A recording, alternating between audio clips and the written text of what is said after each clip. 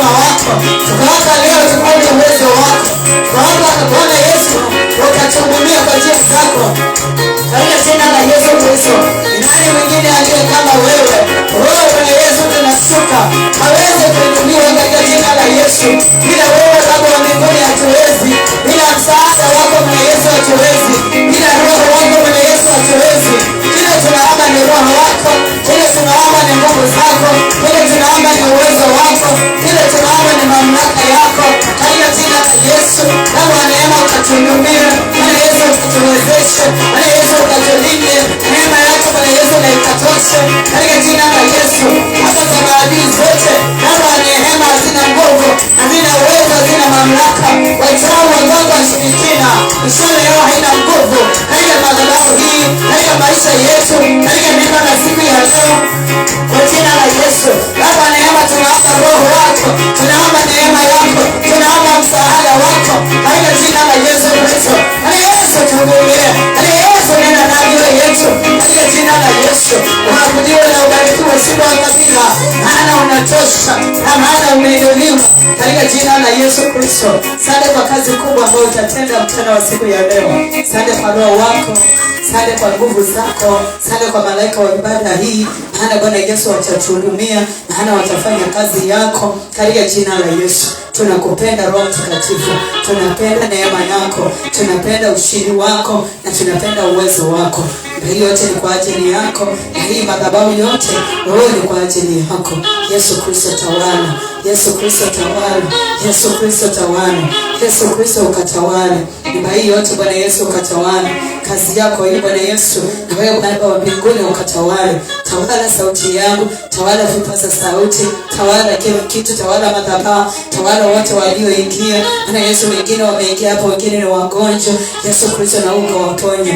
Wengine wameingia hapo wameonewa. Naomba Yesu Kristo ukawakomboe. Kwa jina la Yesu Kristo. Wengine Bwana Yesu wamefinyiliwa. Naomba kila kufinyiliwa kukaondolewa. Damu ya Yesu Kristo ambao hapa neema tunashiriki mchana wa siku ya leo. Na ikatufungue. Na ikatuunganisha na neema. Na ikatuunganisha na roho wako. Kwa jina la Yesu. Barikiwa Bwana Yesu na uabudiwe. Maana umetenda mema. Kwa jina la Yesu Kristo. Tumeomba na tumeamini. Na mtu aseme amen. Tupigie Bwana Yesu makofi. Chukua kiti chako cha muujiza mchana wa siku ya leo. Na Bwana Yesu akaweze kutubariki kwa jina la Yesu Kristo. Mtu aseme amen. Nataka nilete ujumbe wa siku ya leo ambao naongea kuhusu ministration of angels.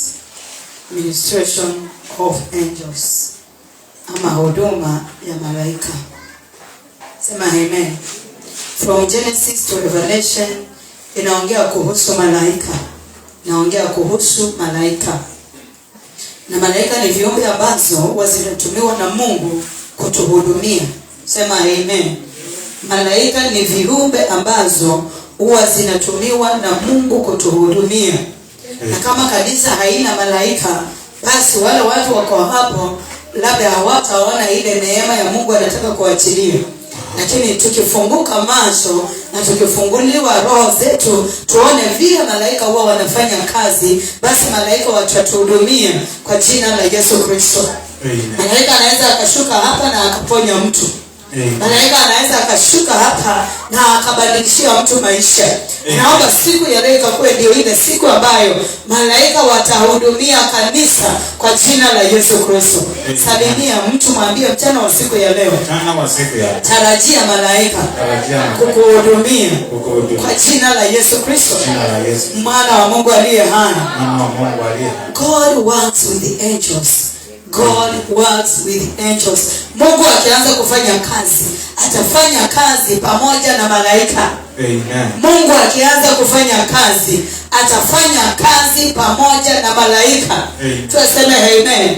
Na Mungu anapofanya kazi pamoja na malaika wake, anajua ya kwamba kuna malaika nitamtuma kwa mtu ambaye anaitwa Jane. Kuna malaika nitamtuma kwa mtu ambaye anaitwa Anne. Kuna malaika nitamtuma kwa mtu anaitwa Eunice. Kuna malaika nitamtuma kwa mtu ambaye anaitwa jina lako katika jina la Yesu Kristo. Tuseme haleluya. Sasa tena usiku ya leo kuna malaika ametumwa na jina lako. Amen. Sema haleluya. Kuna malaika ambao anaketi hapo, umeketi, anakujua na jina lako, na ametumwa kwa sababu yako, na ametumwa kwa sababu yangu katika jina la Yesu Kristo. Tuseme amen. Mtazamaji sema amen. Sema haleluya. Leo malaika watashuka katika nyumba yako, watashuka katika hiyo biashara, watashuka katika hiyo gari unasafiri nayo katika jina la Yesu Kristo. Tuseme haleluya. Haleluya. Genesis 16. Genesis chapter number 16. 7 to 10. Genesis 16:7 to 10. Amen. The angel of the Lord found Hagar near a spring in the desert. It was a spring that is beside the road to Shur. And he said to Hagar, slave of Sarai, where have you come from? And where are you going? I am running away from my mistress Sarai, she answered. Then the angel of the Lord told her, go back to your mistress and submit to her. The angel added, I will increase your descendants so much that they will be too numerous to count. The angel also, naomba tusome mpaka verse number 10. Malaika wa Bwana akamwona kwenye chemichemi ya maji. Katika jangwa. Chemichemi iliyoko katika njia ya kuendea Shuri. Akamwambia Hajiri, wewe mjakazi wa Sarai, unatoka wapi? Na unakwenda wapi? Akanena, nakimbia mimi kutoka mbele ya bibi yangu Sarai. Malaika wa Bwana akamwambia, rudi kwa bibi yako, ukanyenyekee chini ya mikono yake. Malaika wa Bwana akamwambia, hakika nitauzidisha uzao wako, wala hautahesabika kwa jinsi utakavyokuwa mwingi. Bwana Yesu asifiwe sana. Amen. Naongea kuhusu ministration of angels. Amen. Malaika anaweza akatuma mahali unalia. Anaweza akatuma mahali unasikia machozi yanatiririka. Amen. Unauliza Mungu, kulienda aje? Nitaenda wapi? Huyu ni sisi ambaye alikuwa anakimbia huyo mke anaitwa Sarai, manake alikuwa amezaa na mume wake. Anaweza asiwe sana. Na ikafika mahali akapatwa na madharau mingi sana, akaanza kumdharau Sarai. Bwana Yesu asiwe sana. Kwa hiyo Sarai moyo wake ukaumia, na ndiposa sasa alipoona moyo wa Sarai umeumia na Sarai ameanza kuchukua jukumu maishani mwake, sasa akaanza kujua kwamba hapa kimeumana. Na akatoka, akafika kwa njia, akasema hii ni mimba. Na nimetoka kwa Sarai, mahali nilikuwa nakula vizuri, nilikuwa naishi maisha mazuri. Sasa ni kama anajiuliza, sasa naenda wapi? Sasa nitafanya nini? Anaendelea kumwaga machozi kando ya barabara. Katika ile barabara ninaongea na mtu ambaye wewe yako si hii ya huyu mama anaitwa Hagar, yako ni tofauti. Umekaa mahali unajiuliza, bwana yangu, baba yangu itaenda aje? Sijui vile kutaenda, na sijui vile nitafanya hii, kwa sababu ninaona hii inaumiza moyo wangu. Akafika mahali analia sana. Na hapo kando ya barabara hakuna mtu wa kumfariji, hakuna ndugu ako karibu, hakuna dada ako karibu, hakuna rafiki wa Hagar ambaye ako karibu. Hapo ako peke yake na analia sana. Anamwambia Bwana Yesu, sasa Bwana, mimi nitafanya nini na nitakimbia wapi? Alipokuwa akiketi pale, malaika akashuka. Kamuuliza Hagar, wewe ni nani na unaenda wapi? Kamwambia, mimi ni ule mjakazi wa Sarai. Na ninamkimbia Sarai. Basi malaika akamwambia, hakuna maana ya kukimbia. Rudi kwa bibi yako Sarai. nyenyekea chini ya mikono yake. Amen. Nyenyekea. Amen. Kuna watu wengi huwa wanakimbia sana badala ya kunyenyekea. Bwana Yesu asifiwe sana. Amen. Badala ya kunyenyekea unakimbia. Malaika akamwambia ile utafanya ndilo hii. Rudi. Enda unyenyekee. Amen. Enda tu unyenyekee. Siri yako tu kwa huyu mtumishi wa Mungu, kwa huyu Sara ni kunyenyekea. Sema amen. Amen. Angels, nataka niongee works, how the angels works. How the angels works. Tuseme amen. Amen. God uses angels to give direction. God uses angels to give direction. Amen. Malaika. Kuna watu watafunguliwa macho mchana wa siku ya leo. Amen. Kuna watu mahali utakuwa unapiga magoti, malaika watashuka. Kuna watu leo hii hata maisha yako itabadilishwa. Maana kutakuwa na divine visitation ya malaika. Amen. Sema amen. Amen. Kutakuwa na divine visitation ya malaika. Kuna watu ambao wanasema mimi sijawahi tembelewa na malaika, lakini habari nzuri ni kwamba kila siku kuna malaika huwa wameachiliwa kwa sababu yako. Amen. Ukilala hivi kuna malaika wamekuzunguka.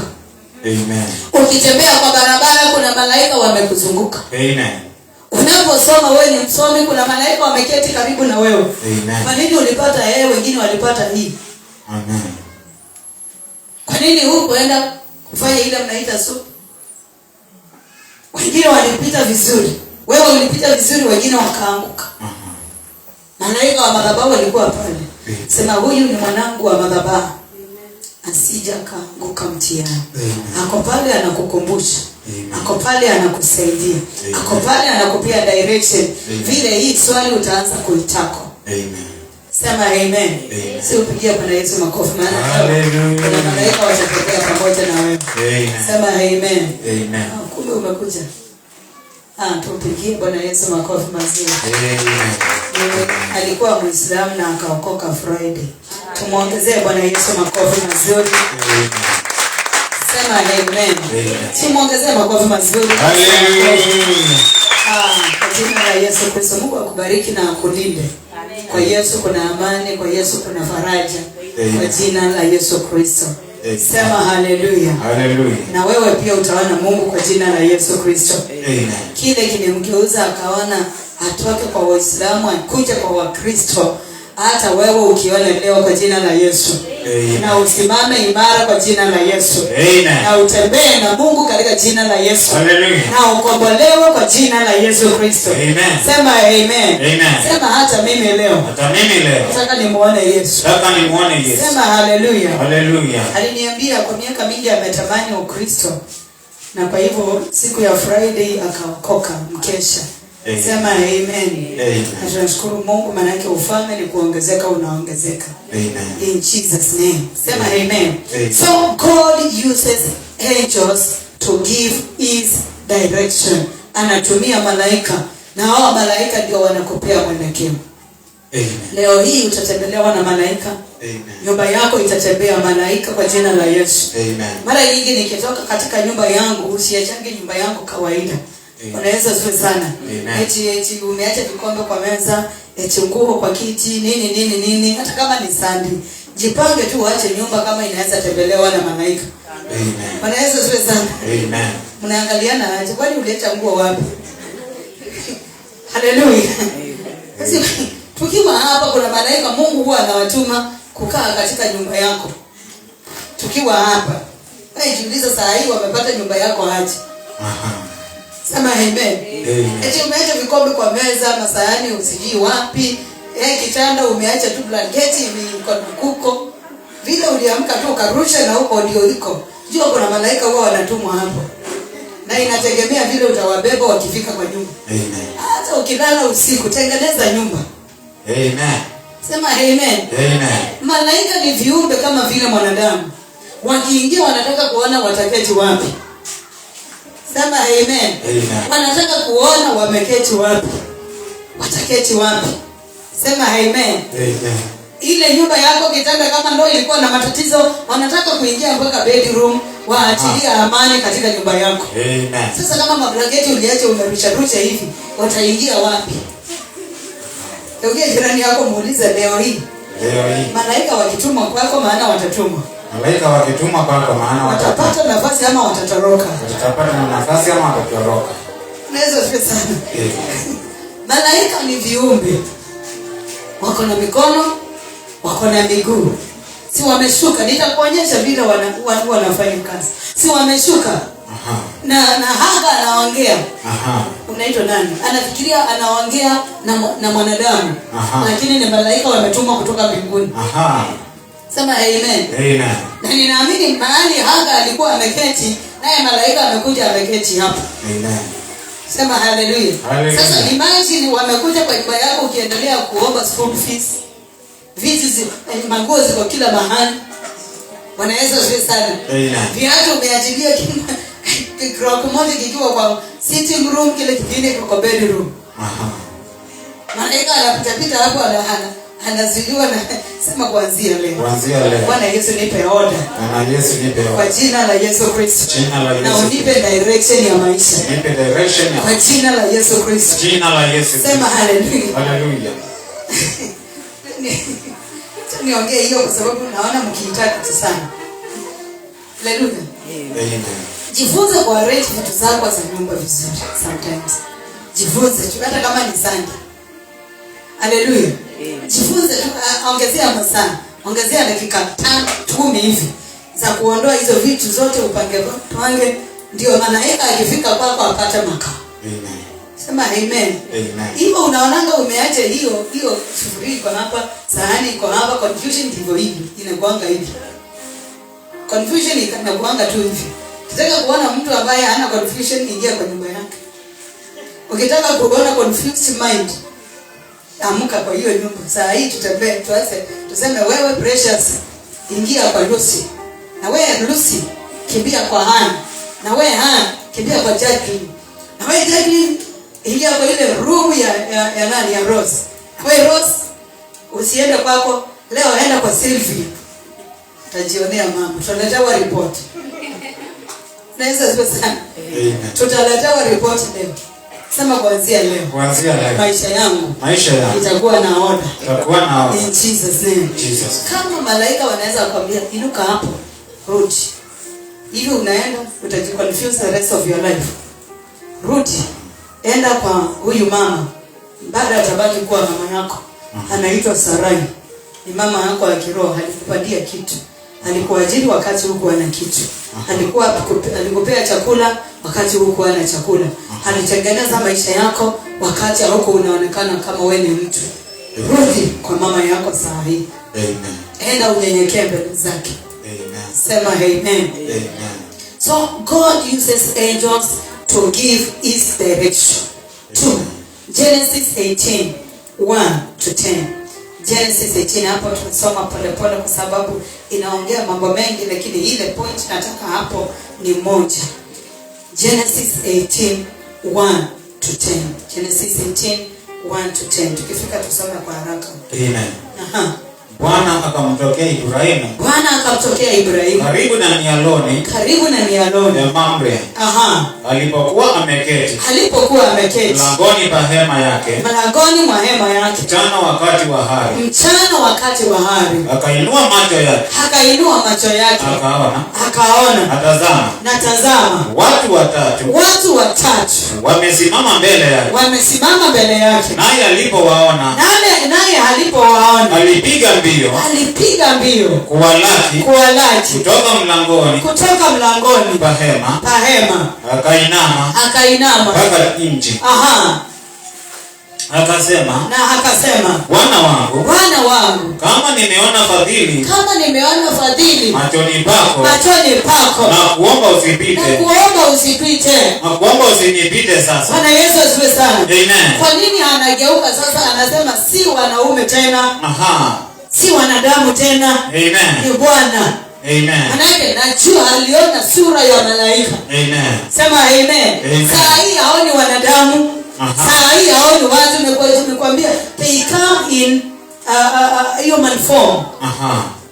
Anaona ni watu watatu, kumbe ni Mungu amefika kwa njia ya malaika. Bwana Yesu asifiwe sana. Wanafika, aona vile anashughulika. Nimekwambia malaika wakifika pia wanataka kushughulikiwa. Akasema Bwana wangu, kama nimeona fadhili machoni pako, nakuomba usinipite sasa. Mimi tumwa wako.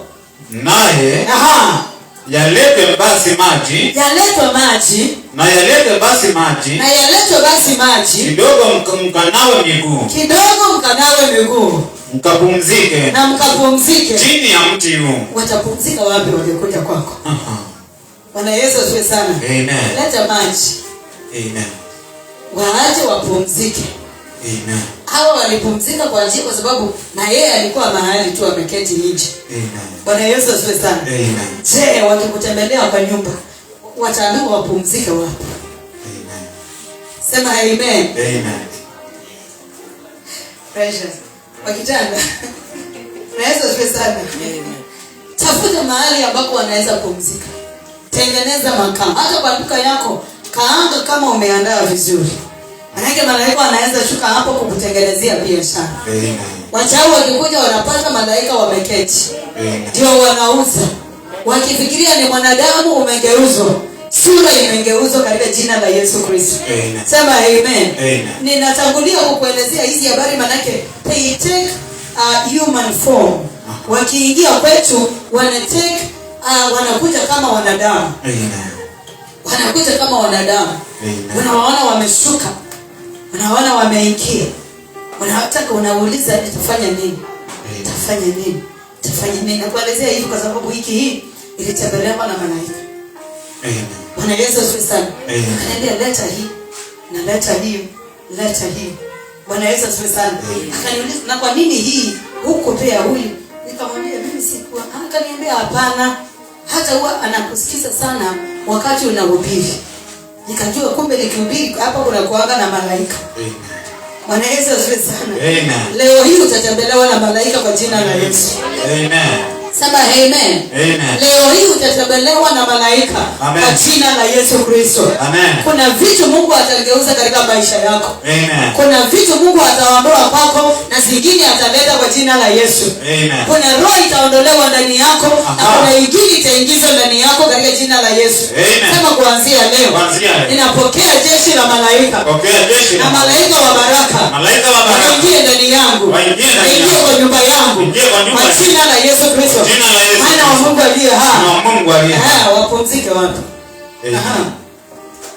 Chini ya mti huu. Nami nitaleta chakula kidogo. Mkaburudishe moyo.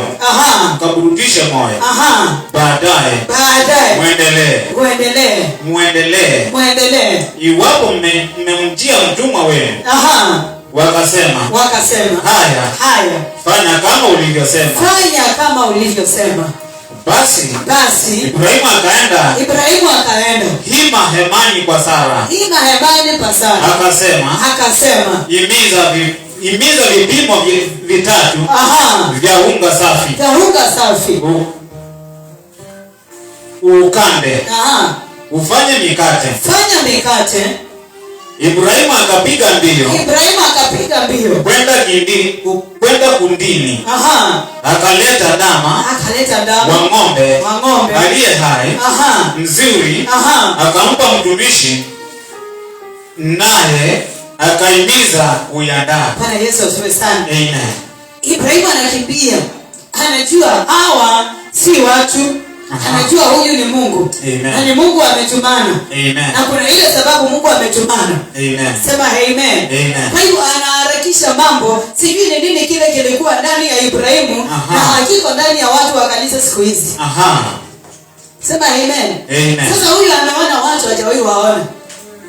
Wewe ukiona mtumishi wa Mungu hata ushughulike hata ushukani. Akuje aende. Yesu asifiwe sana. Hakuje hata ushukani, hata hakuna kitu unafeel. Haujui kama ni malaika. Siakujengi kwako kila siku. Sema amen. Amen. Kwa nini unaona ni kawaida amepita hapo? Jiulize. Sema amen. Amen. Ibrahimu ako na uwezo, ako na sensitivity ya kusema mtumishi wa Mungu kaa pale kitini hapo, na anakimbia mbio, anaingia kwa fridge, anachukua kitu baridi. Sini maji au maji wakati ule ilikuwa ni nini? Bwana Yesu asifiwe sana. Amen. Biblia ikisema kikombe ya maji isemangi ni maji, huenda ni kasoda baridi, huenda ni kajuzi, huenda ni nini. Ibrahimu alijua udhamana wa Mungu kutumana. Amen. Ibrahim ndio that power. Alijua udhamana wa Mungu kutumana. Na akachukua huyo mtumishi wa Mungu kama mtumishi wa Mungu. Alichukua hawa watu kama manabii, kama malaika. Ataendi kama mtu wa kawaida. Naona vile anashughulika dama haraka. Hii haraka iletwe. Unga haraka itengenezwe. Tuwaletee, maana wameketi hapa. Na wakati hapo watu wako idle, tayari wameshikishwa kwa kitu baridi. Amen. Sema amen. Amen. Ile siku utavalue roho wa Mungu na mtumishi wa Mungu ndani yako, kuna kitu kitazalika upya. Haujanipata vizuri? Ile siku utavalue kwenda kwa mtumishi wa Mungu, ama mtumishi wa Mungu pia kukuja kwako. Amen. Kuna kitu kitaingia ndani yako, sio cha kawaida. Amen. Sema amen. Amen. Siku moja nakumbuka huyu mama huwa ananifuata sana. Alikuwa mama kule tulikuwa tumeanza na huko eneo za Ngohoni. Siku moja nikakuwa mgonjwa. Sikuwa pastor. Lakini nilikuwa natamani sana nikipata nafasi niende tu nipige magoti kwa kanisa na niombe. Acha nitoe hii testimony to the glory of God. Amen. Sema amen. Amen. Na nilipo kuwa kwa nyumba nikiwa mgonjwa, huyo mama akaniambia, "Juu hufungui kazi, nipe funguo tu, kazi yako iache kukaa kama imefungwa." Na nikampea ufunguo, akaenda kwa ile biashara nilikuwa nimefungua, na akafungua kwa siku 4-5 hivi. Na nikarudi kazini. Nakumbuka vizuri alinipea 6,000. Bwana Yesu asifiwe sana. Lakini ni biashara alikuwa anakuja kufungua, akirudi ni mwalimu. Alikuwa ni mwalimu na alikuwa ameajiriwa. Alikuwa anatoka majioni na anakuja na anafungua tu biashara yake, anauza. Naambia nimefunga mapema, acha niende nipikie watoto. So hule mama mimi sikujua vile Mungu huwa anafanya kazi. Mama siku ya pili alifanya kazi, siku ya kwanza, ya pili, ya tatu akiwa amelala, Mungu akamtembelea usiku. Akamwambia, "Asante sana kwa kushughulikia mtumishi wangu. Ile shamba ulikuwa unahitaji, mimi Mungu wako nimekupea." Amen. Mama akakuja, nilipoingia kwa kazi kaona mama akitoa machozi. Kamuuliza, "Ni nini?" Anaitwa Josephine, ananisikia. Akaniambia, Mungu alikuja usiku akaniambia, "Kuna shamba nilikuwa nahitaji hapo kubwa, Stanley anajua. Mungu ameniambia amenipea hiyo shamba." Na niko shamba iko katikati ya soko ya Kikima, wale wanajua Ngohoni. Nikamwambia, "Acha, kama ni Mungu si atajitukuza." Sema amen. Amen. Na tukikaa akanipigia simu. Akaniambia, "Imagine ile shamba walikuwa wamekataa kuuza, wakiuza 1 point. Imagine tumepewa ile shamba na 150,000. 150,000. Pigia Bwana Yesu makofi mazuri. Sema amen. Na mimi nikakuja hapa nikamwambia, "Acha kuniambia hiyo, na mimi Mungu aliniambia amekupea ingine na iko na maji, na utachimba maji na itatumika vitu nyingi sana, hata matunda utapata pale." Akaniambia, "Basi tayari nimepata hiyo shamba, iko na maji na tuna supply maji kwa ile soko na ile eneo." Amen. Sio, pigia Bwana Yesu makofi. Hallelujah. Sema amen. Amen. Naomba leo hii ukuwe sensitive na malaika. Amen. Maana Mungu atashuka katika nyumba hii like never before. Amen. Kuna watu wako hapa leo hii, Mungu atatembea katika nyumba zenu. Amen. kwa jina la Yesu Kristo. Amen. Sema amen. Amen. Kuna vitendo ambazo utaanza kufanya katika hii nyumba, mbingu zitafunguka na mbingu zitakuitika. Amen. Funga macho yako, sema Bwana Yesu nisaidie. Bwana Yesu nisaidie. Funga hiyo macho yako, mwambie Bwana Yesu ukitembelea wengine tu nitembelee. Nikitembea nasikia neema imeshuka. Sikia kuna kitu kinaendelea. Sikia kuna watu tayari wamemgusa moyo wa Jehova katika jina la Yesu Kristo. Sikia kuna kitu kizito kimeachiliwa katika jina la Yesu Kristo. Oh God, we worship you. We worship you, Jesus. We worship you, Jehovah God. Never.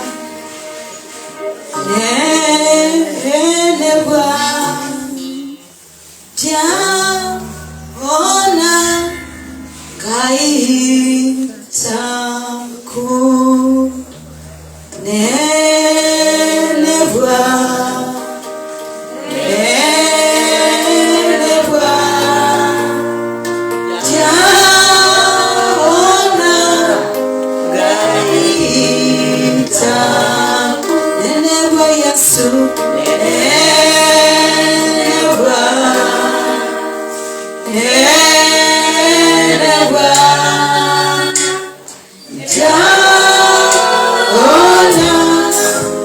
kaitaku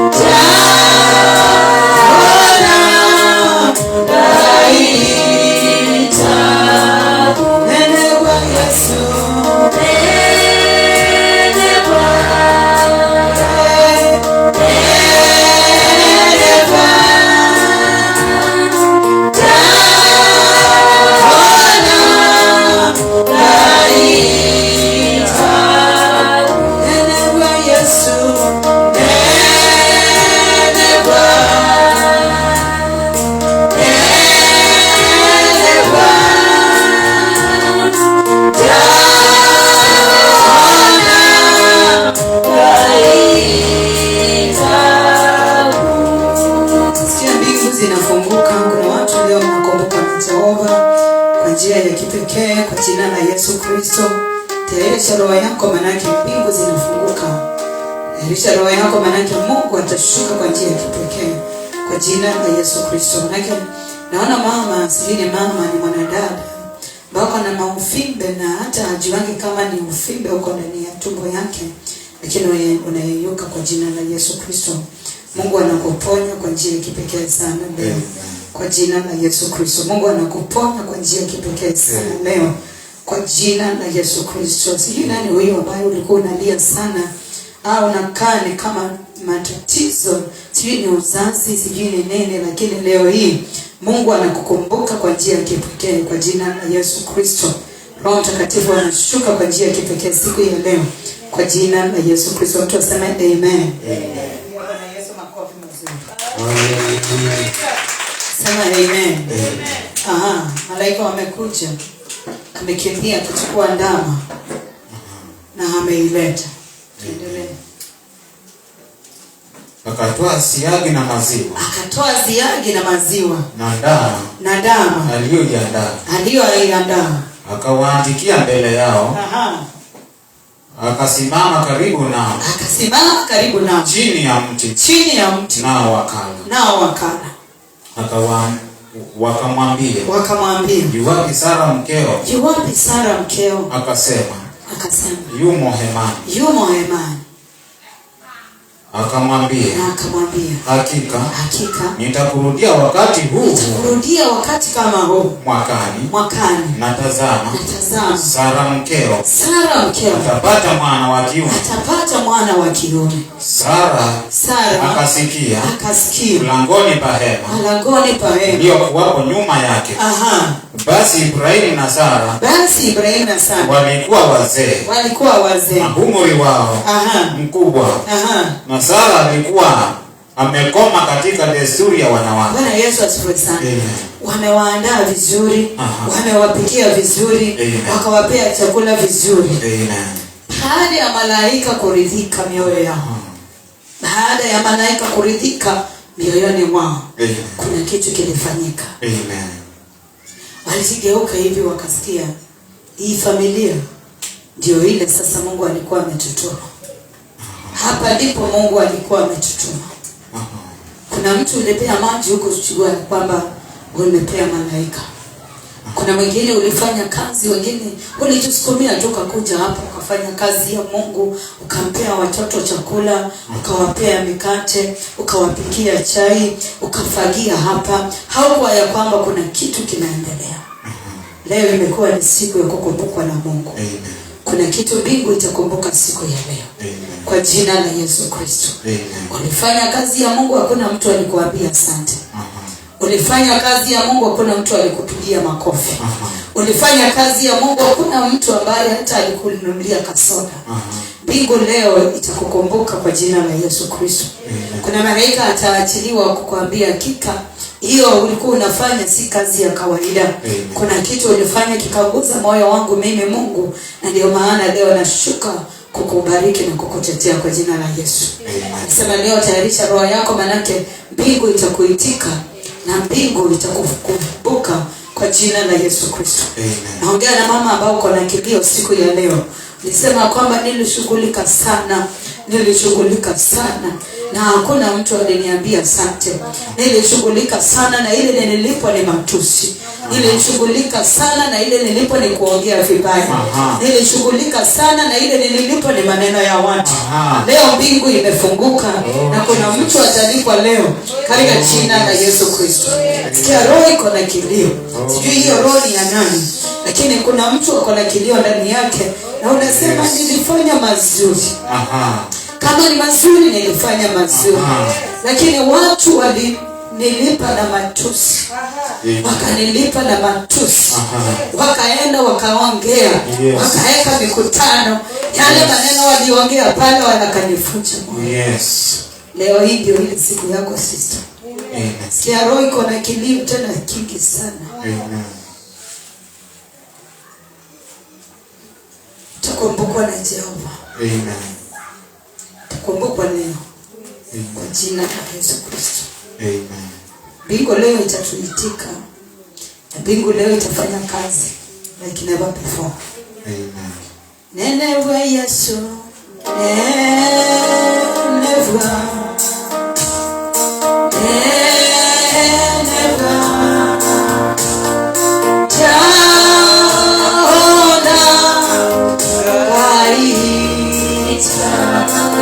nenewa Yesu,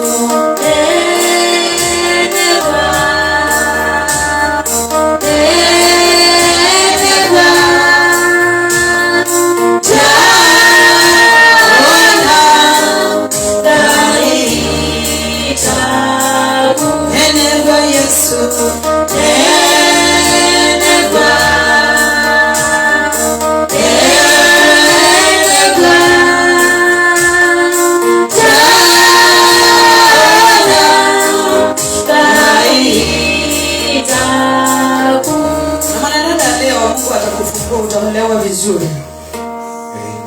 Na harusi yako itakuwa ya baraka. Kuna mtazamaji unatazama leo, utakumbukwa na Mungu kwa jina la Yesu. You better be ready, manake mbingu leo zimefunguka. Na leo ni divine visitation ya malaika. Kuna watu leo mbingu zitafunguka. Kuna watu wameonewa, manake naona vikao zingine hata ni za wachana. Wameketi wakakaa wakasema huyu hakuna vile atasonga. lakini leo ni divine visitation. Watu vile watafagiliwa hata hautajua vile wataondolewa kwa jina la Yesu Kristo. Naona malaika wakiwakimbiza wanaondolewa katika maisha yako. Wanaondolewa katika compound yako. Wanaondolewa katika nyumba yako. Wanaondolewa katika eneo ya kwako. Wanaondolewa mpaka kwa kanisa. Ninaona malaika wa leo wanashughulika, wanafanya kazi kubwa sana katika ulimwengu wa rohoni. Naona unatazama, lakini compound yako walikuwa wanakimbia, wanakuja mpaka kwa gate. Leo malaika wanashuka pale, wanawakimbiza. Wengine watashuka na panga, wengine wanashuka na bunduki, wengine watashuka pale watakuwakimbiza kwa jina la Yesu Kristo. Ninasikia sauti ikisema kwamba msiogope, mimi ni Mungu wenu na nitawashika mkono na nitawalinda. Na sauti nasikia ikisema msiogope, msiogope. Haijalishi kile kinaendelea saa hii, lakini kutakuwa na divine visitation ya malaika wa mbinguni. Sema amen. Malaika akashuka akamwambia, "Kwa wapi Sara mke wako? Mwakani ambao unakuja, majira kama haya, Sara mke wako atakuwa na mtoto, tena mtoto wa kiume." Na watu ambao mmeshughulikia mbingu, hamkuwa mnajua kama mnashughulikia mbingu. Kuna miujiza inaachiliwa siku ya leo. Kuna neema inaachiliwa siku ya leo. Kuna mbingu zinafunguka siku ya leo. Kwa jina la Yesu Kristo. Sema amen. Mashamba kama haya Mungu alifungua kwa sababu ya huyu mtumishi wa Mungu, itafunguka siku ya leo. Akakuja akaniambia, "Woman of God," malaika walikuja kwangu usiku. Akaniambia ile shamba tulikuwa tumekatazwa kuipata, saa hii tunapewa. Saa hii tutaipokea. Huyo malaika bado anafanya kazi. Kwa jina la Yesu Kristo. Be ready. Be ready. Kwa jina la Yesu Kristo, maana mbingu leo imetuitika. Sikia kuna kitu kubwa ambacho tayari kimeachiliwa katika hii madhabahu kwa jina la Yesu Kristo. Grace Deti, Mungu akubariki sana kwa sadaka yako. Mungu akubariki mahali popote ulipo. Mbingu zikuitike siku ya leo kwa jina la Yesu Kristo. Roho wa Mungu akakue juu ya maisha yako na malaika wakutembelee kwa njia ya kipekee sana kwa jina la Yesu Kristo. Tuseme amen. Teresia Mbidi, Mungu akubariki sana kwa sadaka yako. Walikulipa na matusi, lakini leo mbingu zitakuitika kwa jina la Yesu Kristo. Sema amen. Mbingu leo zikuitike. Mbingu leo zikuitike kwa jina la Yesu Kristo. Na kwa hao wamama ambao sijui ni wamama ama ni wazee, lakini ambao mnalia mlifanya mazuri lakini mkalipwa kwa mabaya, leo mbingu zitakuja na leo mbingu zitafunguka kwa jina la Yesu Kristo. Sema amen. Kwambia malaika alikuja kwangu wiki hii, akaniambia kuja. Na si malaika, alikuja na sura ya mtumishi wa Mungu mkubwa. Kaniambia fanya hii, fanya hii, fanya hii, tengeneza hii. Kaniambia na kanuni hujaona huyo. Nikageuka nikamuona, nikamsalimia. Sema kuanzia leo mbingu zangu zitafunguka kwa jina la Yesu Kristo. Sema amen. So angels announce the fulfillment of God's time. Angels visit, and they will visit you today to announce the fulfillment of God's time. Kwamba majira ya Mungu ya kuteswa imeisha. Majira ya kung'ang'ana imeisha. Majira ya kuonewa imeisha. Majira ya kubebeshwa mizigo mizito imeisha. Majira ya kukaa bila mtoto imeisha. Majira ya kukaa bila kazi imefika mwisho. The fulfillment of time. Malaika leo watashuka hapa, wataongea na watu kwa jina la Yesu Kristo. Tengeneza anga ya malaika, manake leo kutakuwa na divine visitation katika nyumba hii kwa jina la Yesu. Leo kutakuwa na divine visitation. Sauti ya Mungu itakuwa hapa like never before kwa jina la Yesu Kristo. Mbingu zitafunguka. Kuna watu watatiwa moyo leo kwa jina la Yesu Kristo. Kuna wengine mlikuwa umeonewa sana, Leo ni ile siku ambayo imefika. Mungu afanye na jambo jipya kwa jina la Yesu Kristo. Sema amen. Genesis 22:15-18. Genesis 22:15-18. Angels confirms your obedience to the voice of God. Angels confirms your obedience to the voice of God. Kama huyo mama anawaambia hapa, kama angesikia hiyo, inuka, toka kwa kitanda, enda uchukue kifunguo, enda kwa biashara mtumishi wa Mungu amefunga kwa hizo siku, enda fungua, enda uuze. Malaika hapo angemfikia. Kama angesikia sauti, malaika angeshuka. Lakini kwa sababu alisikia ile sauti, kuna vitu nyingi hata Mungu huwa anakusukuma. Kimbia kanisani, fagia, unaingia hiyo sauti. Uenda ndio siku yako ya kutembelewa kwako. Kimbia, angalia toke nimefika wapi, unaingia that sauti.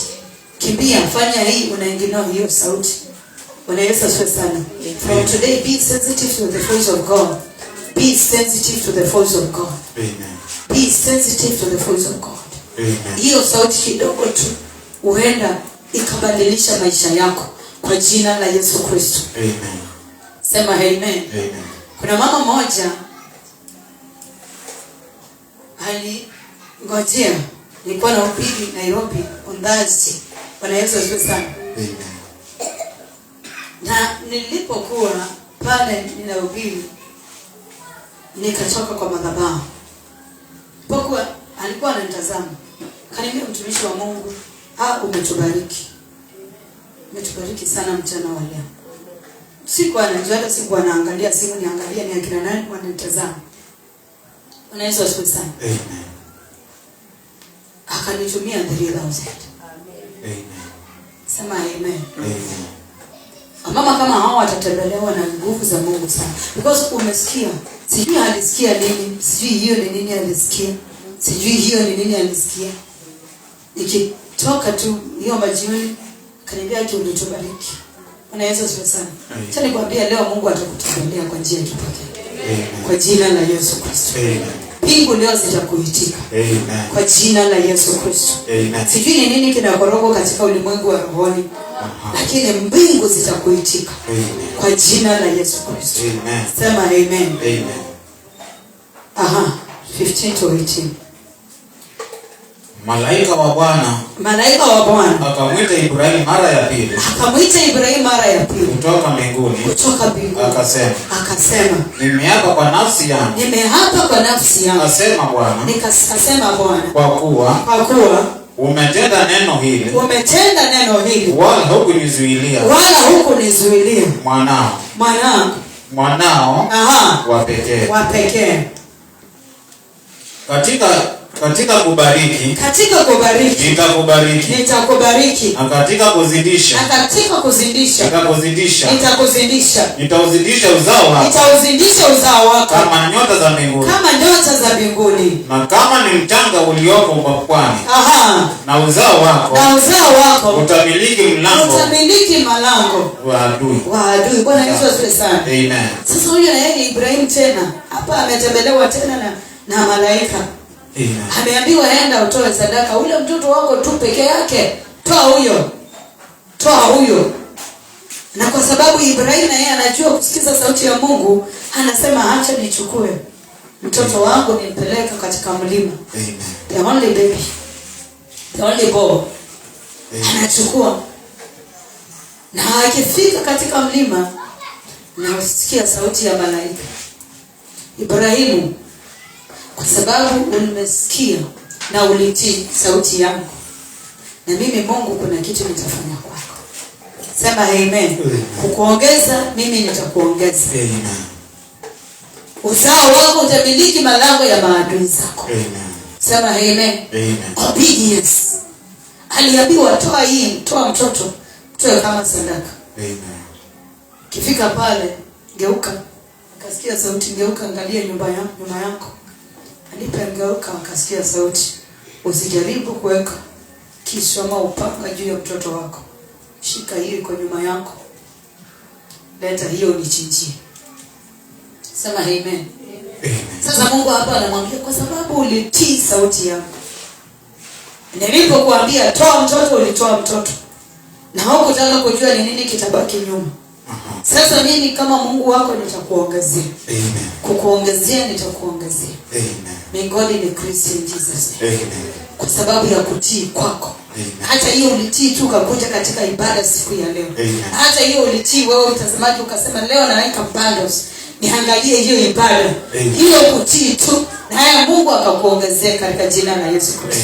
May God multiply you in Jesus name. Amen. May God multiply you in the name of Jesus Christ. Amen. The Son of the living God. Amen. John Moto, asante kwa sadaka yako. Mungu akubariki sana kwa sababu ya kutii kwako, naye Mungu akakuongezea, naye Mungu akakumultiply kwa jina la Yesu Kristo. Sema amen. Amen. So angels confirms your obedience to the voice of God.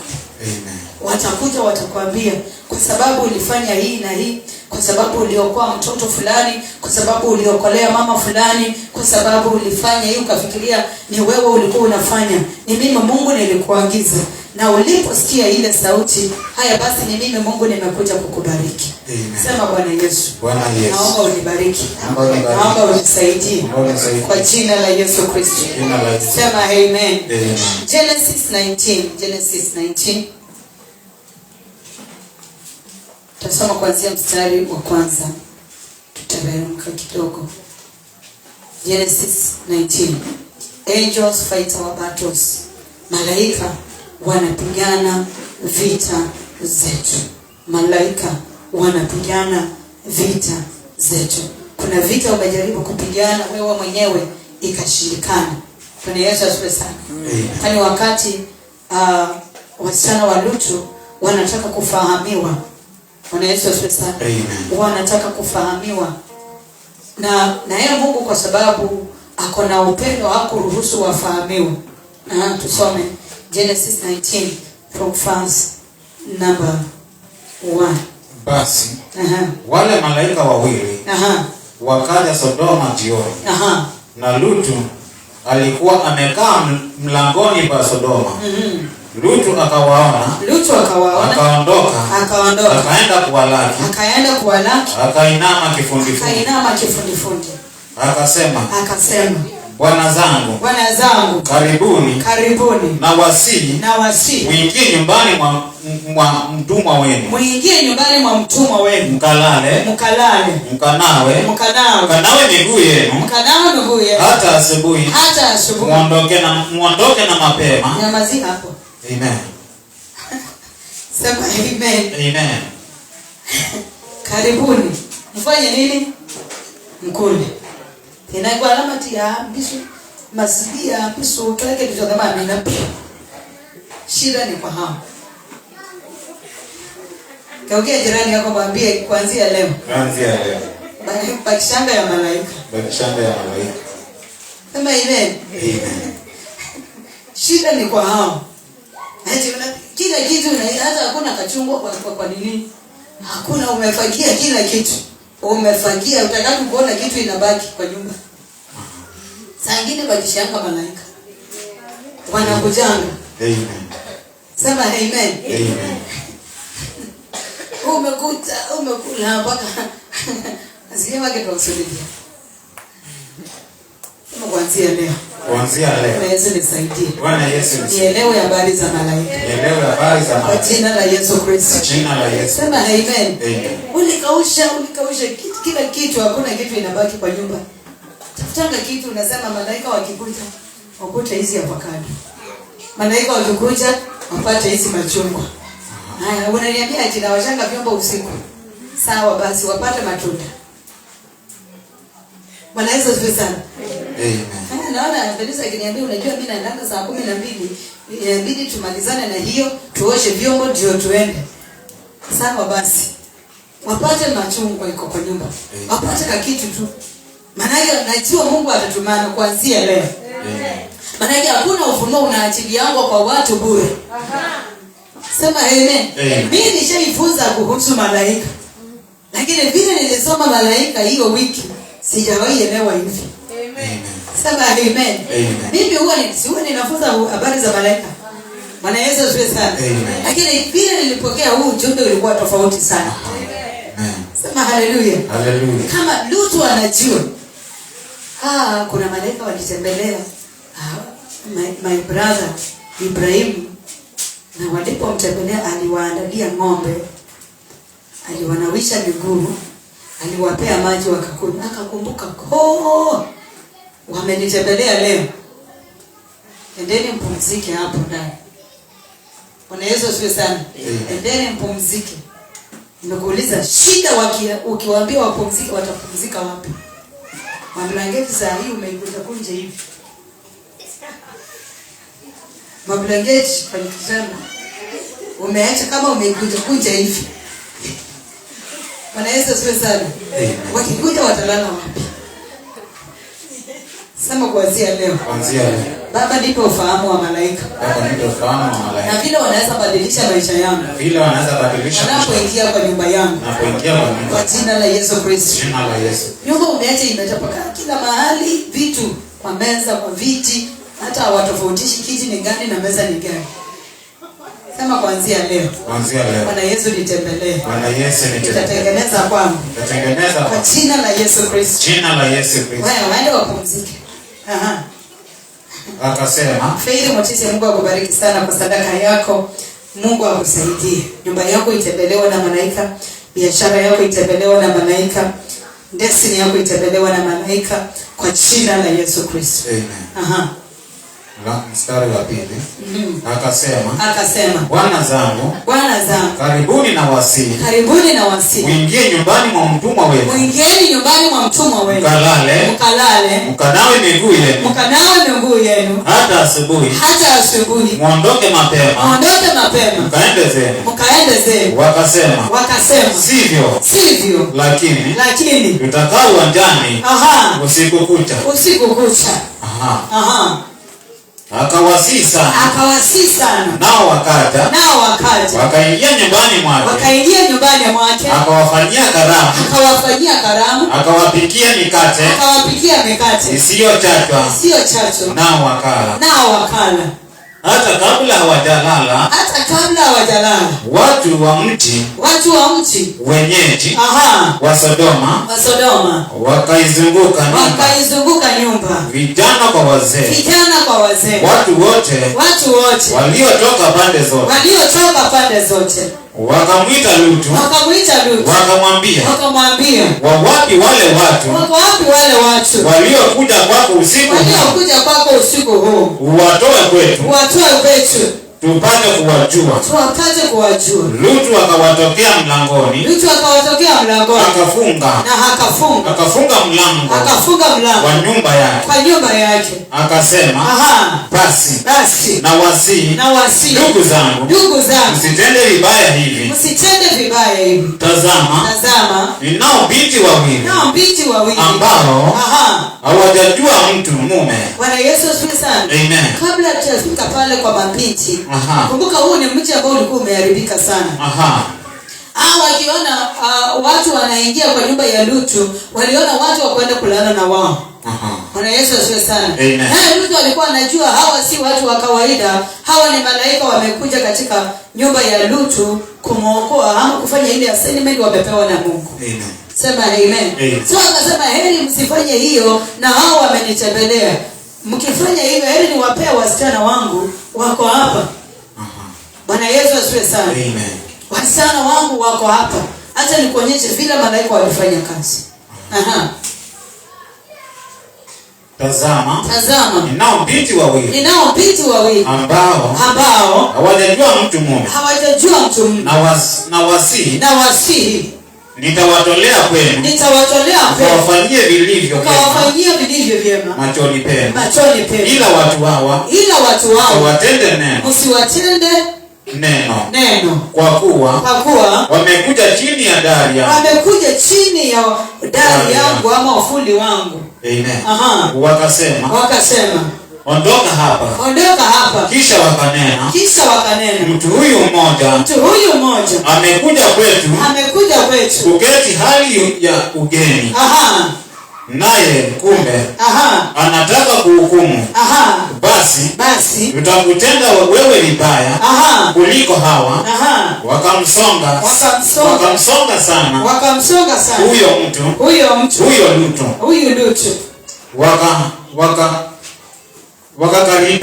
Wakakaribia wauvunje mlango kwa sababu wanataka kuingia washambulie wale wako ndani. Bwana Yesu asifiwe sana. Inasema kwamba walimsukuma Lutu wakitaka kuingia waonane na wale wako ndani. Lakini wale watu wakanyosha mikono yao wakamuingiza Lutu kwao wale walikuwa ndani. Bwana Yesu asifiwe sana. Wale malaika walikuwa kwa nyumba ya Lutu wakanyosha mikono wakamfuta Lutu wakamweka kwa nyumba. Wakaufunga mlango. Haleluya. Bwana Yesu asifiwe sana. Endelea. Kisha wakawapiga wale watu walioko mlangoni kwa upofu wadogo kwa wakubwa hata wakachoka kwa kutafuta mlango. Sio pigia Bwana Yesu makofi mazuri. Haleluya. Sema amen. Watu ndio hao wako na vurugu nyingi sana. Wanataka kuingia katika nyumba, maana wanajua kuna wageni waliingia katika ile nyumba. Bwana Yesu asifiwe sana. Wanajua Lutu wako pale, wasichana pia wa Lutu wako pale, na wanakuwa na shida sana, wanataka kuingia pale. Maana wanataka kuchukua hao waende walale nao, maana ilikuwa walikuwa hivyo na walikuwa na dhambi hiyo ya Sodoma na Gomora. Bwana Yesu asifiwe sana. Amen. Basi malaika wakajua ya kwamba tuko hapo kwa sababu ya hii kazi. Amen. Vile watu wanaume wanakimbia, wanataka kuvuta, wanataka kufungua mlango, hawa majamaa wakainuka kwa haraka, malaika wakafunga ule mlango, wakafuta mtumishi wa Mungu ndani na wakafunga ule mlango. Amen. Basi wakiwa ndani, Biblia inasema kwamba waliwapiga wale wako nje na upofu. Naona wakiinua mikono tu wanasema tunaachilia upofu. Tunaachilia upofu. Tunaachilia upofu kwa jina la Yesu Kristo. Na hivyo ndivyo Mungu atapigana vita zako kwa jina la Yesu.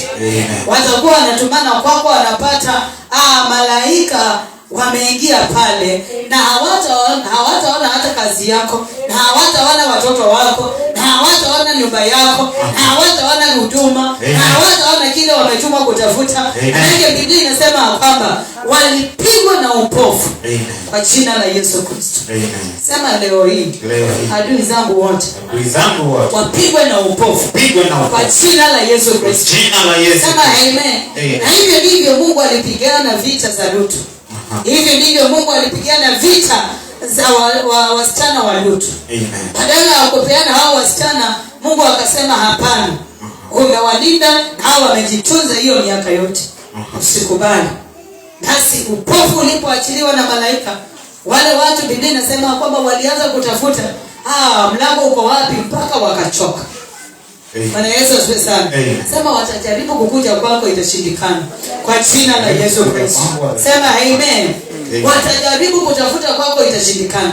Watajaribu kutafuta watoto, itashindikana. Watajaribu kutafuta kazi, itashindikana. Watajaribu kutafuta huduma, itashindikana. Maana upofu utawaingia kuanzia siku ya leo kwa jina la Yesu Kristo. Pigia Bwana Yesu makofi. Haleluya. Sema haleluya. Haleluya. Sasa hivyo ndivyo Mungu ataanza kufanya kazi na wewe kuanzia siku ya leo. Shukuru Mungu umejiunganisha nasi, wewe ambao unatazama mchana wa siku ya leo. Shukuru Mungu wewe ambao umeingia katika ibada ya siku ya leo. Na hivyo kuna malaika saa hii wataanza kufanya kazi like never before. Wataanza kufanya kazi like never before. Kwa jina la Yesu Kristo. Tengeneza kwako vizuri. Sema haleluya.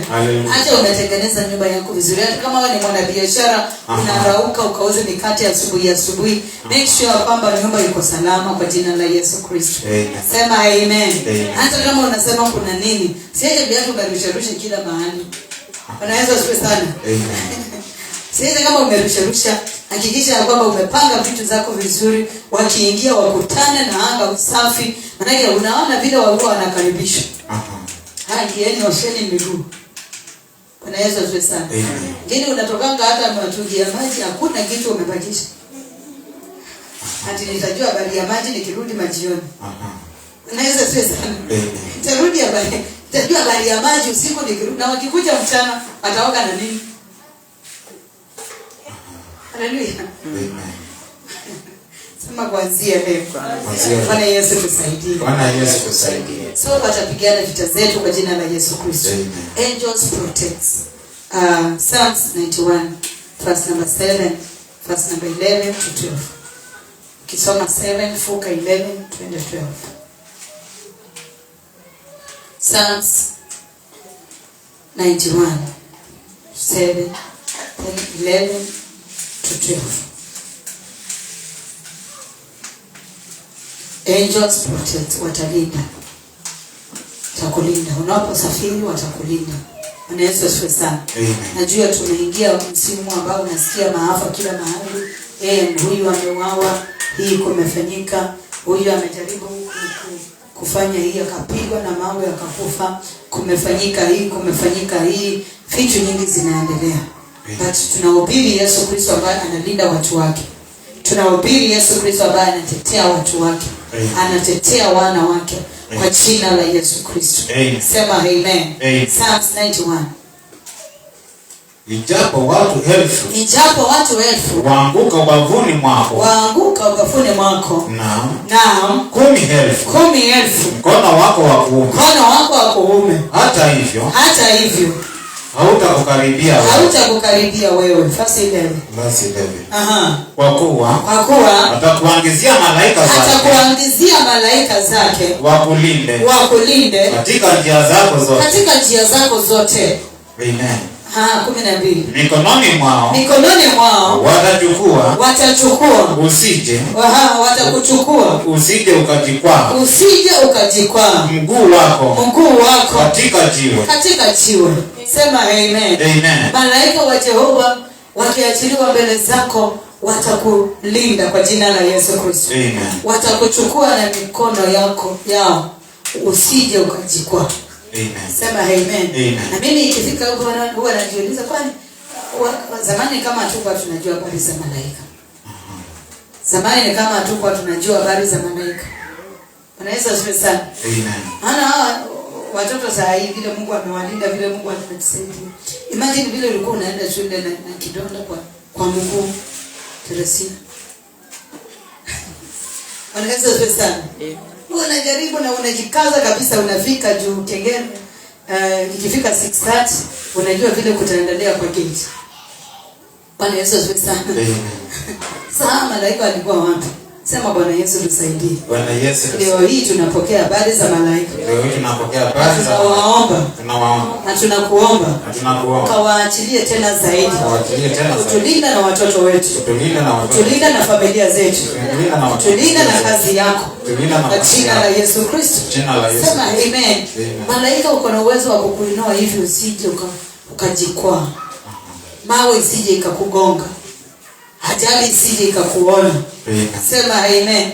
Malaika anaweza akakushika hivi. Naomba leo upate ufunuo tena sana kwa jina la Yesu Kristo. Kiguza jirani yako, mwambie leo unashika kitu. Hapo unaachilia ufunuo unaenda. Malaika watakubeba. Mwambie malaika watakubeba. Mwambie tena malaika watakubeba. Kwa jina la Yesu Kristo. Hautabebwa na maroho. Hautabebwa na wachawi kwa ndoto. Hautabebwa na waganga. Hautabebwa na malikia wa bahari. Leo hii malaika wa Yesu Kristo ndio watakubeba. Watahakikisha ulinzi. Watahakikisha ukombozi. Watahakikisha neema katika maisha yako. Kwa jina la Yesu Kristo. Pia Bwana Yesu makofi mazuri. Haleluya. Amen. Utabebwa hivi. Kitu kitakubeba hivi. Tuko unasikia hata sijui vile kumefanyika, lakini tu tumeepuka huo mtego. Sema amen.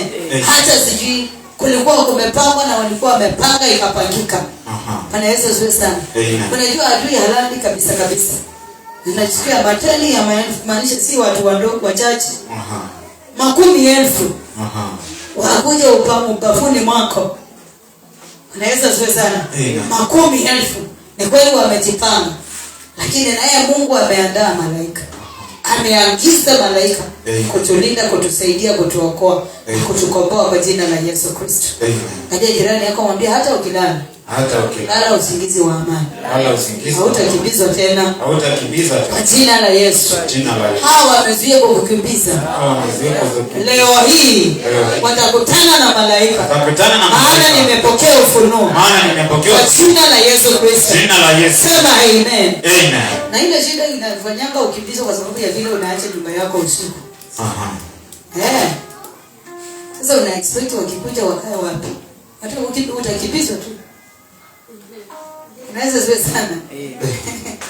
Wanakukimbiza tu juu. Sasa condition ya nyumba iko hivyo. Wanakuja wanapata hakuna mahali. So wanakaa nje. Waendelea tu kukimbizwa kwa ndoto. Leo hii pata ufunuo kwa jina la Yesu Kristo. Panga vitu zako vizuri kwa jina la Yesu. Tengeneza roho yako vizuri kwa jina la Yesu Kristo. Sema amen. Saa nyingine hata ukilala tengeneza environment ya malaika. Hata kulala na WhatsApp saa yote eti TikTok nini. Eti ile kitu ya mwisho ulisoma ni mambo ya TikTok na nini. Ile kitu ya mwisho ilikuwa kwa mawazo ukilala ni nini wewe. Manake pia ito program anga ya malaika. Ile kitu yako ya mwisho kuangalia kwa simu ilikuwa nini?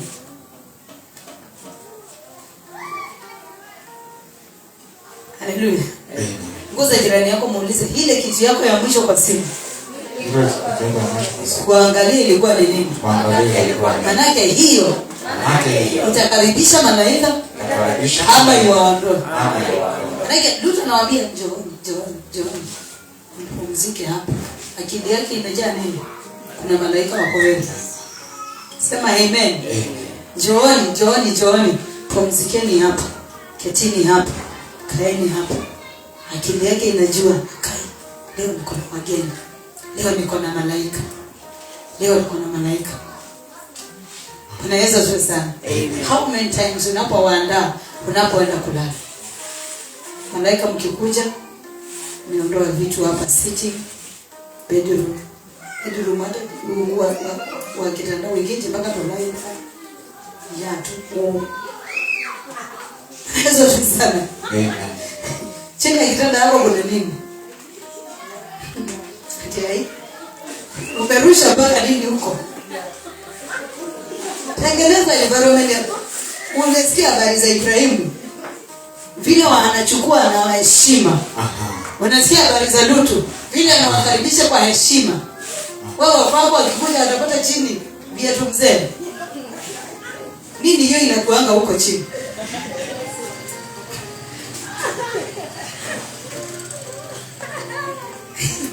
Unaweza zuri sana. Nilikwambia huu ufunuo si ule unashika wa malaika.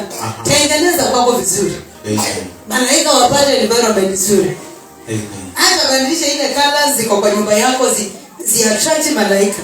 Makala zingine unaweka kwa nyumba yako si za malaika. Unaweza siweza zinakaza divine.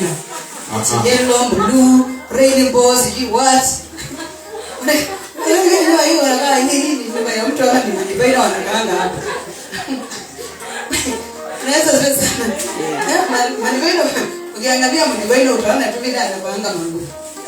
Makala yani amevaa manguo yani unashindwa huyu yellow ni blue ni red ni nini. Siku moja tu anavaa marangi unashindwa hizi marangi zimetoka wapi. Unaweza siwe sana. Anza kukua na order ukinunua hata vitu za nyumba. Sema amen. Anaiko anapenda environment nzuri. Environment nzuri conducive ya malaika. Tengeneza hiyo kwa nyumba. Kwa jina kama Mungu alikuwa anataka hiyo leo. Kama Mungu alikuwa anataka hiyo leo. Sema amen. Tengeneza environment nzuri mtazamaji. Nyumba yako kulikuwa nyumba yako na everything. Wanaweza kusababisha ingia nyumba nyingine unapata mama ameweka mpaka machupa mzee. Machupa mzee sasa unaweka kwa nini? Hata kama hutaki kutumia siuze watu wanapita hapa wakinunua machupa kila siku. Unaweza machupa mzee. Sasa hautumii, hakuna kitu unaweka, machupa mzee umeweka mpaka kwa nyumba. Siuze. Si watu wananunua machupa kila siku. Na si utoe hapo nje uandike hapo nje kwa gate tu uuze. Na nguo zingine hata ubahagizi uchome ama upeane huko ama upeleke marikiti. Anaweza ziwe sana. Nyumba imejaa hata ipumui. Sasa malaika ndio watakuja kupumua hapo. Si utakimbizwa kwa ndoto. Anaweza ziwe sana. Si utakimbizwa sana. Sema Bwana Yesu nisaidie. Bwana Yesu nisamehe leo. Samehe leo. Sikuwa ninajua. Sikuwa. Habari za malaika. Habari za malaika. Lakini leo hii. Lakini leo. Kuna kitu nimepokea. Kuna kitu nimepokea. Kwa jina la Yesu Kristo. Jina la Yesu Kristo. Sema amen. So watakulinda, watakubeba, watakuinua kwa jina la Yesu Kristo. Sema amen. Amen. Exodus 23:23 haraka. Exodus 23 and verse number 23. Exodus 23:23.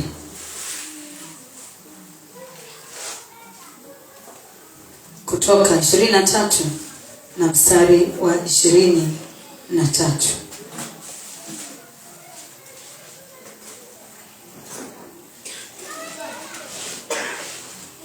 Kwa kuwa malaika wangu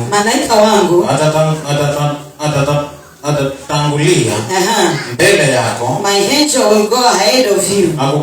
Kukufikisha and bring you kwenye Mwamori, to the land of Amorites, na Mhiti, Hittites, na Perizzites, na Mkanaani, na Mhivi, Myebusi, Jebusites, nami nitawakatalia mbali. I will wipe them out in Jesus name. Amen. Sema amen. Amen. Malaika wanapofanya kazi wataondoa adui zako. Utawakatilia mbali kwa jina la Yesu Kristo. Amen. Anajua wale wanakubisa ndio hao wanahesabiwa hapo. Bwana Yesu asifiwe sana. Ninajua hao wahichi, wachawi, washirikina, wafunga majini, maroho chafu, wanaofunga maroho wanaachilia kwetu. Nitawakimbiza hao wote na nitawakatilia mbali kwa jina la Yesu Kristo. Hiyo ni kazi ya malaika. Again, angels intercede and delivers. Job 33:23-24. Angels intercede, wataomba. Wakiingia nyumba yako kuna maombi watafanya huko. Kuna maombi malaika wakiingia hapa utasikia mbingu za maombi zimefunguka. Manake si wao, ni mbingu imeachilia wakashuka kwa jina la Yesu Kristo. Kama umefika Job 33:23-24. Kwamba ikiwapo malaika pamoja naye mkalimani mmoja katika elfu ili kumwonyesha binadamu hayo yampasayo, ndipo amuoneapo rehema na kusema muokoe asishuke shimoni. Mimi nimeuona ukombozi. Amen. Sema amen. Asishuke wapi? Shimoni. They will pray, they will deliver. They will pray and deliver. In Jesus name. Angels bring good news. Luke 1:26. Nataka leo tukitumia damu ya Yesu Kristo, leo ni mwezi wa 6. Sema amen. Mwezi wa 6 ni mwezi wa habari njema. Kwa jina la Yesu Kristo. Wanasema ni lazima uelewe ya kwamba kuna kitu ambacho kinafanyika katika maisha yetu na katika maisha ya kila mmoja kwa jina la Yesu Kristo. Sema amen. Luke 1:26. Mwezi wa 6. Malaika Gabrieli alitumwa na Mungu kwenda mpaka mji wa Galilaya. Jina lake Nazareti. Kwa mwanamwali bikira aliyekuwa ameposwa na mtu jina lake Yusufu wa bari ya Daudi. Na jina lake bikira huyo ni Mariamu. Bwana Yesu asifiwe sana. Amen. Mwezi wa 6 ukifika ni mwezi wa habari njema. Kile ambacho kilikuwa kimeshindikana saa hii kitakuja mwezi huu. Kwa jina la Yesu Kristo. As we pray, pia mwezi wa 6 wa pango umefika. Bwana achilia baraka. Bwana Yesu achilia good news kwa nyumba yangu. Good news kwa kazi, good news kwa watoto, good news kwa biashara, good news kila mahali kwa jina la Yesu Kristo. Sema amen. Malaika watachukua dhabihu. Kuna malaika ambao they are sent to the altar. Revelation 8 and verse number 3. Hiyo usisome. Ni mstari huwa tunausoma hapa mara nyingi sana, ya kwamba unapotoa sadaka yako, kuna wale malaika huwa wanachukua zile sadaka hapa, zinaenda mbinguni. Zikifika mbinguni, moto unaachiliwa. Sadaka zetu pamoja na majibu inaachiliwa tena katika madhabahu. Tukitoka hapa, kila mtu anaenda na muujiza wake. Mtu aseme amen. Sababu tuna ibada hii ya damu ya Yesu Kristo. Nataka niombea watazamaji wetu masaa kama haya, ndio tuingie katika ile ibada ya damu ya Yesu Kristo. Kama kuna kikombe cha maji hapo, nishikie hapo kwa dakika moja tu. Nataka nikuombee kwa jina la Yesu Kristo. Nataka kumgeuza hiyo maji, hiyo kikombe cha maji, hiyo kikombe cha juice uko nayo hapo. Nataka tungeuze hiyo ikuwe damu ya Yesu Kristo, kwamba mwezi wa 6 unaingia katika covenant ya malaika. Covenant ya malaika. Malaika watakuhudumia mchana na usiku. Malaika wataingia kwa nyumba yako, malaika wataingia kwa biashara, malaika wataingia mahali popote ulipo, watakunasua, watakuondolea mitego kwa jina la Yesu Kristo. Shika kikombe yako ya maji. Sema Bwana Yesu.